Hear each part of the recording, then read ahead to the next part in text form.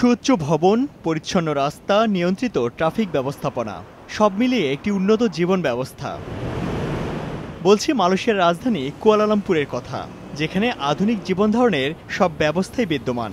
কিন্তু এই প্রশস্ত রাস্তার বাইরেও আছে অলিগলি, ঘিঞ্জি আবাসন, যেখানে বসবাস এই আধুনিক শহরের কারিগরদের, যাদের অধিকাংশই বাংলাদেশ থেকে পাড়ি জমানো শ্রমিক। প্রবাসে কেমন কাটছে তাদের জীবন, কথা হলো বাংলাদেশের ব্রাহ্মণবাড়িয়া থেকে আসা হান্নান মিয়ার সাথে।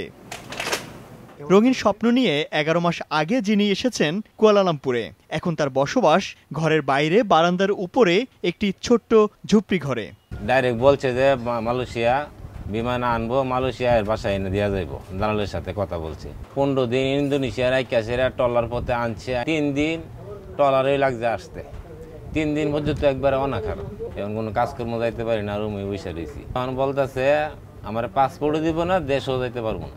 এখানে যেন গল্পের শেষ নেই। কেউ কেউ ভিসার মেয়াদ বাড়াতে না পেরে লুকিয়ে আছেন, কেউ বা কাজ করছেন বাংলাদেশের থেকেও কম পারিশ্রমিকে। প্রত্যেক প্রবাসীর কথা শেষ হয় একই জায়গায়, খুব বেশি ভালো নেই তারা এখানে।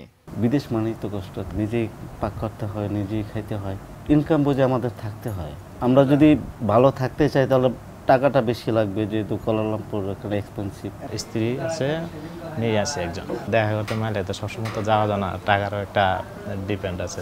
মোবাইলে কথাবার্তা বলি, সময় থাকলে বলি, রাত্রেবেলা কাজের থেকে আইসে আর রাত্রে ফ্রি টাইমে কথা বলি। জীবনের গল্প আরও করুন যারা কাজ করেন নির্মাণ শ্রমিক হিসেবে। ন্যূনতম আবাসনের সুযোগও পান না অনেকে। এখানে আমাদের একটা ন্যূনতম একটা থাকার একটা পরিবেশ আছে, কিন্তু মালয়েশিয়াতে যারা কুঞ্চিতে থাকে সেখানে না আছে বাথরুম ঠিকমতো, না খাবার পরিবেশ, না থাকার পরিবেশ। থাকার পরিবেশ এখানে যদি আমরা নিজেরা ভাড়া নিয়ে নেই রুম, তাহলে একটু পরিষ্কার থাকা যায়, নিজেরা একটু পরিচ্ছন্ন রাখি। দালালদের খপ্পরে পড়ে যারা কোনোরকম মালয়েশিয়া এসে পৌঁছাতে পেরেছেন, তাদের এখন খরচের টাকা উঠাতেই না বিশ্বাস। হাজারো কষ্টের মাঝে প্রত্যাশা একটাই, ভালো থাকুক বাংলাদেশে থাকা স্বজনরা। ইমতিয়াজ আহমেদ, সময় সংবাদ, কুয়ালালামপুর, মালয়েশিয়া।